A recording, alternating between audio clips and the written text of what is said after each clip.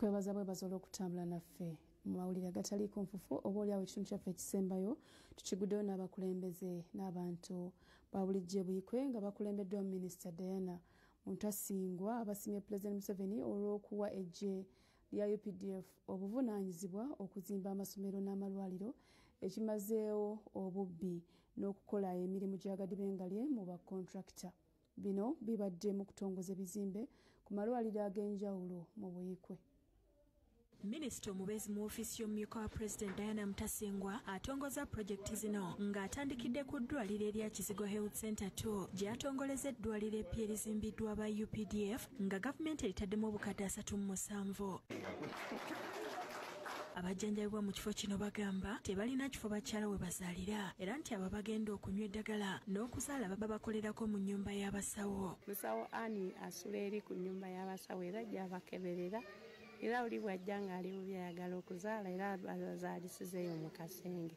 Naluwemba Caroline akulira eddwaliro alambuludde ebizibu ebirala bye balina era ng'amyuka Town Clerk wa Lukasi Kitakule Nathan asuubiza okubikolako. Arguing the government to improve our facility to Health Center 3 as the buildings are going on. Bwavudde wano agenze ku ddoolo lya Najembe Health Center 3 ng'eno gavumenti yazimbyeyo ekifo weebookera ebikyafu nga kimazeewo obukadde 17 era nga Namujuzi Jane amyuka akulira eddwaliro lino asiimye gavumenti.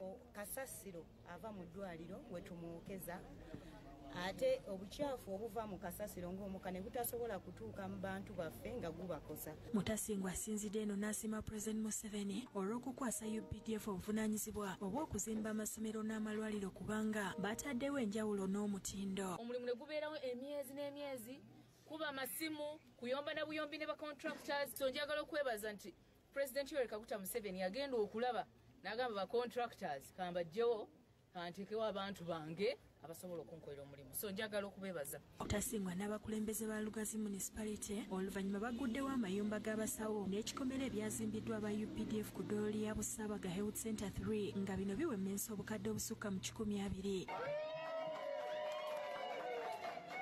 Tulina abastaafu babiri bokka.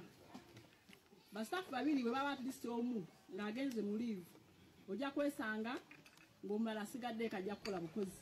Tuwaye tusaba oyongere otusakira tuliswa tuongere staafu omu ku maternity side. Mutasingwa atemye evvuunike eri okuzimba ekifo we balongooseza abalwadde. Kano Inginiya Jike tukamwakira omu ku bakulira UPDF Engineering Brigade yeeyamye okwongera okukola omulimu omulungi. Minisita Mutasingwa agumizza ab'ebuyikwe ku bibasoomooza mu byobulamu nti wakukwatagana ne ministry y'ebyobulamu okubigonjoola. Twagala okubeebaza nti baalaba population eri mu buyikwe ne basalawo okutuzimbira amalwaliro. These projects are going to benefit our communities because like here at Busaabaga we have been facing challenges of safety of drugs. Bo abantu abatawaanyizibwa obulwadde bw'ensigo balaajanidde gavumenti okussa obujjanjabi buno mu malwaliro gayo gonna olw'okusoomoozebwa kwe bayitamu. Tubasanze ku byuma ebiyambako ensigo okukenenula ebikyafu mu sayi kiyite dialysis mu ddwaliro Mengo nga bategeezezza nti obujjanjabi bw'ensigo buli mu malwaliro ga gavumenti 3 gokka ate nga bwa buseere.